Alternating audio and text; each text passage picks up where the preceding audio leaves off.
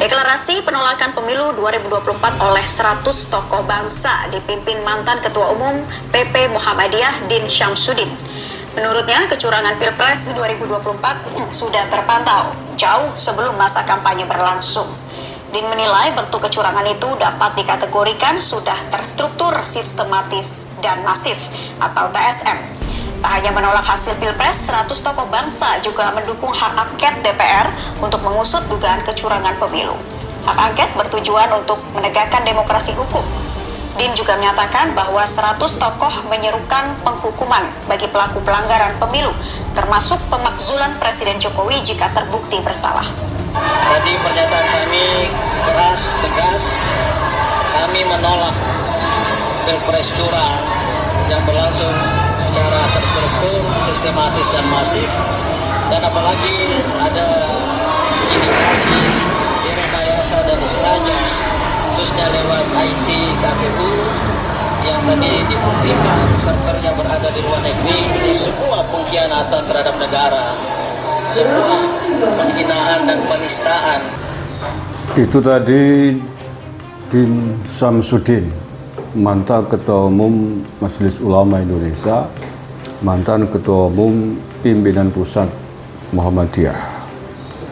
Deklarasi 100 tokoh bangsa, begitu judulnya, atau dekor yang mereka pasang, menolak hasil Pilpres curang. Menurut mereka curang, begitu, menuduh curang, mendukung hak angket, sebagaimana kemarin Ganjar Pranowo mewacanakan itu.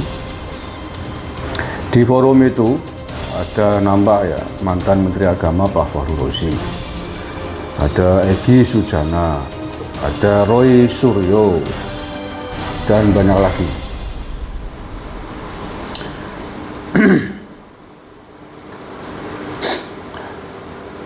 Mereka menuduh Pilpres ini curang. Mereka menuduh server KPU dikendalikan oleh pihak di luar negeri. Itu paparannya Roy Suryo. Kemudian dijadikan bahan kesimpulan menjustis pemilu ini curang dan agar seluruh hasil Pilpres ditolak. Ini kan menurut saya politis sekali. Pak Din Syamsuddin dan semuanya, bahwa ada sejumlah TPS yang diduga melakukan kekeliruan dalam penghitungan suara yes. Bawaslu sudah mengumumkan ada sekitar 2.000 sekian, dan solusinya sudah diperbaiki dengan menggelar pemungutan suara ulang. Mayoritas sudah dilakukan kemarin itu. Mungkin ada yang belum, saya agak paham detailnya. Itu dari jumlah total 823.000 TPS yang ada di Indonesia. Adilkah kekeliruan, kesalahan yang dilakukan oleh 2.000 TPS kemudian dijadikan dalil, dijadikan dasar menghukumi bahwa pemilu ini, Pilpres ini berlangsung curang, terstruktur, sistematis, kemudian harus dicoret semuanya hasil Pilpres di 823.000 TPS itu karena gara-gara kesalahan 2.000 TPS. Dan mengapa kemudian menyimpulkan curang? Dari mana dasarnya? Kekeliruan sangat boleh jadilah.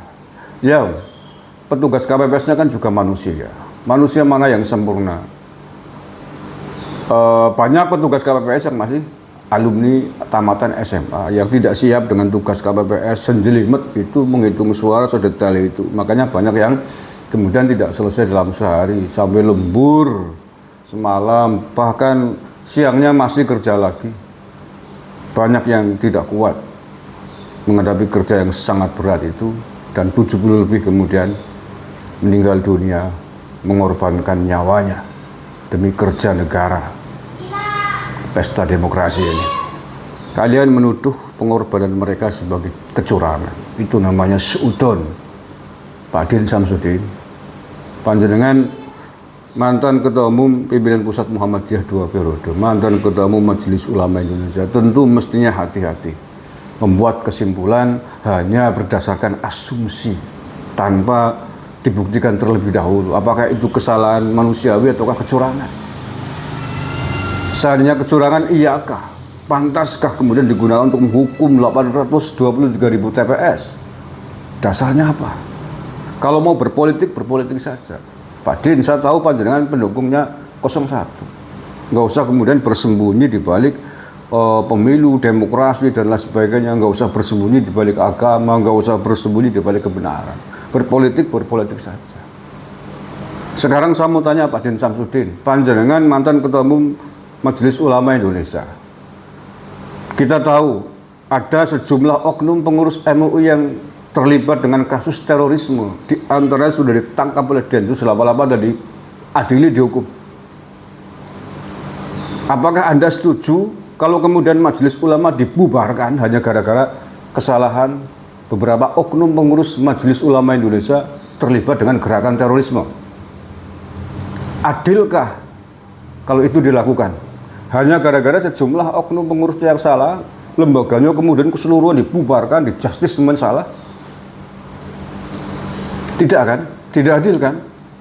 Bahwa yang salah tetap harus dikasih sanksi dihukum, yes. Tetapi bahwa kalau kemudian memberangus seluruh rumahnya, seluruh pengurusnya, dibatalkan ini seluruh keputusan MUI berarti terkait dengan terorisme, kan tidak adil, tidak benar. Atau beberapa oknum pengurus Muhammadiyah misalkan terlibat dengan kasus hukum misalkan, apakah adil kemudian lembaganya Muhammadiyah harus dibubarkan, kena hukum semuanya gara-gara itu? Kan tidak. Ya dong. Mari kita berpikir yang adil, yang objektif. Pelanggaran-pelanggaran pemilu, baik itu disengaja ataupun tidak, sedang diproses oleh Badan Pengawas Pemilu sebagai lembaga yang dibentuk oleh negara yang memang khusus ditugaskan untuk mengusut, menangani pelanggaran-pelanggaran pemilu. Sedang diproses, dihukum. Kita hormati kerja Bawaslu, kita hormati kerja KPU yang sampai hari ini masih berkeringat, belum selesai menghadapi tekanan-tekanan yang panjenengan semua lakukan, yang dilakukan pula oleh calon presiden yang gagal, yang tidak jadi, dengan menggulirkan wacana hak angket. Ini menurut saya adalah gerakan-gerakan masif, terstruktur juga untuk mengganggu kerja negara, untuk mengganggu kerja penyelenggara pemilu, agar mereka terganggu, fokusnya terganggu, tidak selesai, tidak sempurna menjalankan kerjanya. Kemudian Anda akan menuduh pula sebagai penyelenggara pemilu yang curang. Yang benar dong. Begini saja, Pak Din Syamsuddin, Egy Sujara, dan semuanya itu yang ada di barisan mengatasnamakan 100 tokoh yang menuduh pemilu ini curang. Panjenengan kan punya rumah. Panjenengan, di dekat panjenengan ada TPS. Sekarang buktikan aja di lapangan secara langsung. Masing-masing dari 100 tokoh ini silakan survei ke 10 TPS biar puas. 10 TPS di dekat panjenengan tinggal nih, para 100 tokoh ini ya. Panjenengan survei langsung 10 TPS di dekat panjenengan tinggal. 10 kali 100 ada 1000 TPS. Coba kumpulkan, hitung sendiri dari hasil pengamatan langsung ke lapangan. 10 kali 100, 1000 TPS. Khusus ini ya, khusus bagi 100 yang mengatakan 100 tokoh bangsa ini. Dan Pak Fahru Rozi juga.